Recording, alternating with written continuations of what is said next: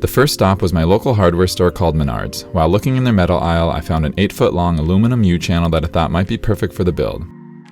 So the profiles come in at a little over 20 millimeters wide, which is a good size since it would fit two 10 millimeter wide strips side by side if you had a need for that. Now, just like the Muzata channels, I want to make sure that there's going to be no hot spots when using strips that have at least 60 LEDs per meter. And lately, I've really enjoyed using BTF Lighting's SK6812 pixels since they are individually addressable, but they also have a separate LED built in just for whites, which is certainly nice to have.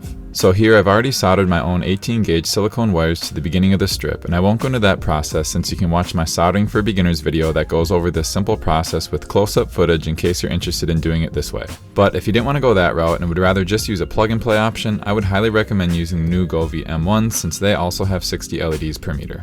So here I'm just going to be taking the sticky side off the SK6812 strip and securing things to the center of the aluminum channel. When it eventually comes time to secure this to the wall, since it's not very heavy, I'm just going to be using some basic 3M removable strips. These have always worked well for me, and I love that I don't have to get any screws, drywall anchors, or drills involved. For the next part, I have to come up with something to use as a diffuser, and after testing out different materials, I ended up going with paper for a few different reasons. First of all, it's about as cheap as you can get, and second is that when you buy it in a roll, you can pretty much make it whatever length you want to eliminate any small gaps between sections. Now you can certainly experiment with using more or less paper, but I ended up cutting an 8-foot long strip that's 2¼ inches wide or around 57 millimeters. Once I had the strip cut, I found the easiest way to go about getting the paper in the channel was to just slowly feed it through one end, being careful to try not making any hard creases. And since the paper wants to naturally lay flat, that pressure is going to be placed up against the sides of the aluminum and hold things in place without having to use any glue or tape. So I'm not sure how this will come across on camera, but unless someone was either super close or I told them, I don't think they'd have any idea that this diffuser was made of paper.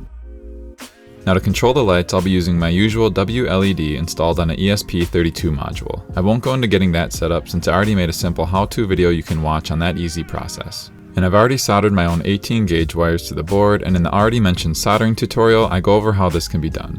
For power, I'll be using a 5-volt 10-amp supply. I've already cut off the barrel plug at the end and stripped back the wires, and since I don't have much room to work with, I'm going to be using some inline Wago connectors to extend things.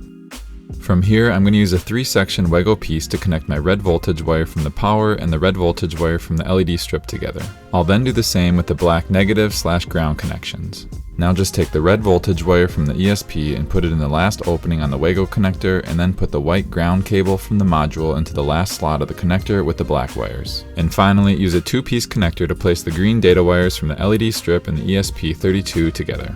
Next, I'm going to be eyeballing things and attaching the profile to the wall using the 3M removable strips that I showed you earlier. And at the time of releasing this video, the diffuser channel has been up for about 10 days and still holding strong, so I'm glad I went this route versus trying to screw things in. And finally, for hiding the visible wires, I just cut a small section off the side of a cable concealer track and used some painter's tape to stick it to the wall, while the power unit and the rest of the wires will be out of sight behind the LED media console that I made recently.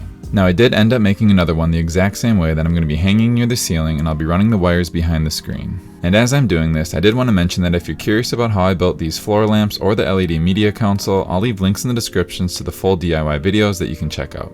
So that about does it for this fun little project. Please let me know if you have any questions at all, and I hope you enjoy the final pictures and videos.